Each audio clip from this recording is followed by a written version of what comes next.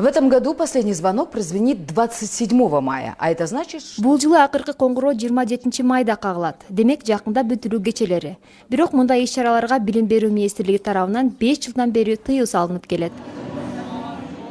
Ательелерде кече көйнөктөр тигилип, бутиктерде костюмдар менен смокингдер тандалып жаткан мезгил. Кымбат авто, лимузиндер, кафе, ресторандар дээрлик жарым жыл мурда брондолгон.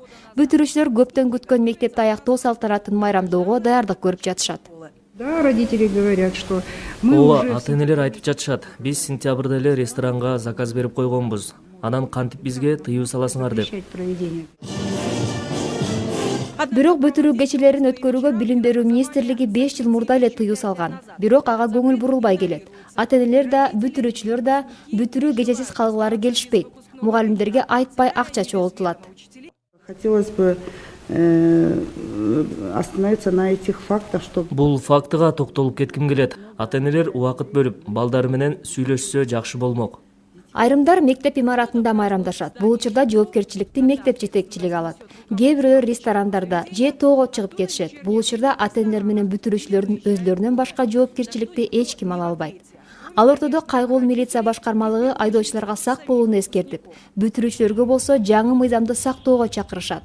Ага ылайык унаанын терезесинен же төбөсүнөн башты чыгарууга тыюу салынат. Авто ээн баштык мыйзамы күчүнө кирди. Ага ылайык 5 машинадан ашык колонна менен жүрүүгө болбойт жана унаанын терезесинен же төбөсүнөн башты чыгарууга тыюу салынат. Бул аракеттерге 3000ден 5000 сомго чейин айып салынат. Үйлөнүү үлпөтүбү же бүтүрүүчүлөр кортежиби колонна менен жүрүүгө тыюу салынат. Жол кайгылуу департаментинин кызматкерлери жана Бишкектин 500 милиция кызматкерлери күчөтүлгөн режимге өтүштү. Мындай отуруштар укук коргоо кызматкерлери менен болгон жаңжал же үрөй учурган жол кырсыгы менен аяктаган учурлар да бар. Өткөн жылы Жалал Абад облусунда мектепти бүтүрүүнү майрамдоо учурунда жол кырсыгынын айынан 6 бүтүрүүчү ооруканага жаткырылып, 2 өспүрүм жана оператор мерт болгон. Минивендин салонунда жалпысынан 9 адам болгон.